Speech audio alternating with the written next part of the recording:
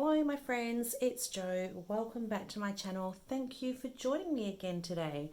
So I'm still on my embossing folder kick. I think most of you are probably sick of all these little techniques at the moment, but I'm having a lovely time. I've got an hour to spare today.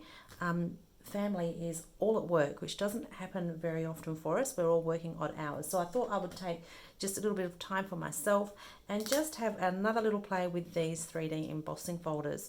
So I'm going to try adding some color to my embossing folder today, trying to get a little bit of a watercolor loose kind of look happening. So I'm using my favorite book cover engravings. You can use whatever embossing folder that you like. A little tip would be that you will need one that, or it will work better, I should say, if you have one that has more of an open space design. I'm also using the Altenew mini detail blending brushes, and I've got the Altenew inks as well, but again you can use whatever water-based inks that you have. So what I'm going to do is I'm actually going to ink up my folder, and I'm inking up the innie side, the recessed side, and I'm going to ink it up with my brushes. So just blending some colour onto the surface of the embossing folder.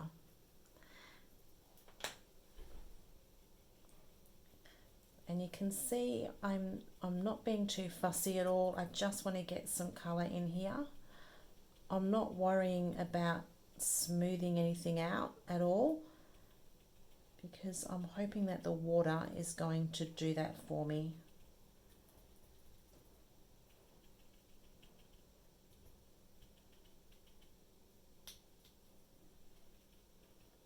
Actually finding it a little bit tricky to see.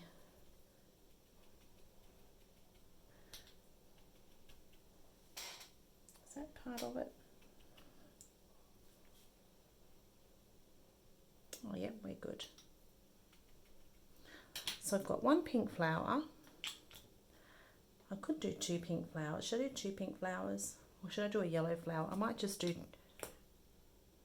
two pink flowers, I think. Now where's the other flower? It is a little bit hard to see. But again, like I said, it doesn't really matter too much because I want this to have a bit of a loose watercolor look.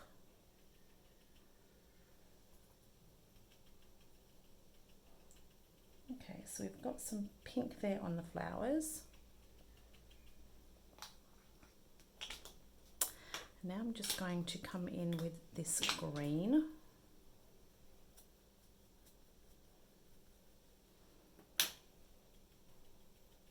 So I'm just kind of dabbing at it.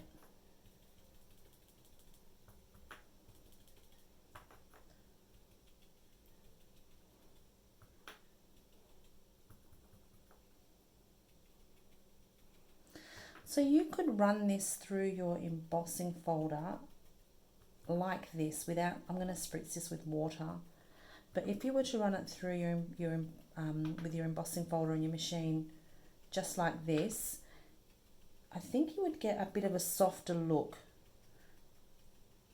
The water's going to help the colour run a little bit, is what I'm hoping for.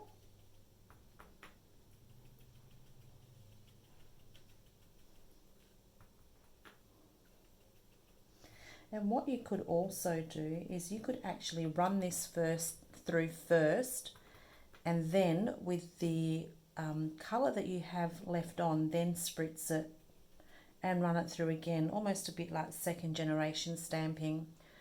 I won't bother with those flourishes, I'm just going to leave those just so you get the idea.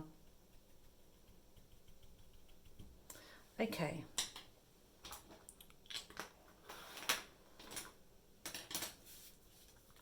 So I'll hold that up to the camera, just I hope you can see just how much colour that I have on there.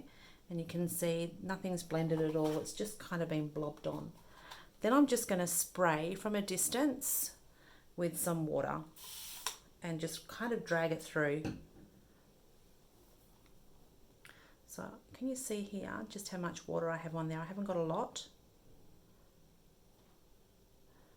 I don't want to have a lot that it actually runs. And now I'm going to run this through my machine. Oops. I will be 2 seconds.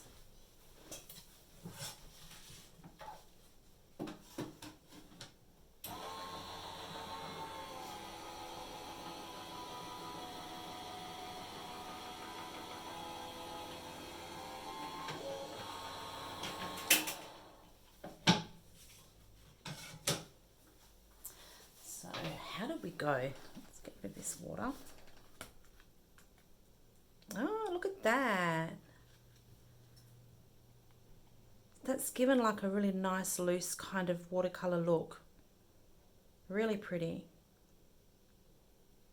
So I'm wondering if I still have some ink left on here now. It looks like there might be a little bit there.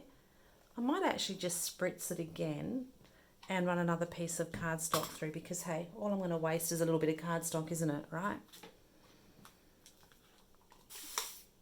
Right. There may not be much on there, but hey, let's play.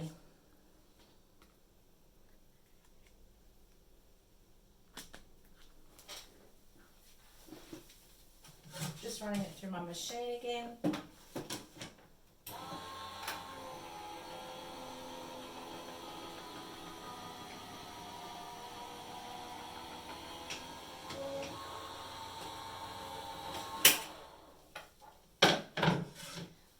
So this one is much softer.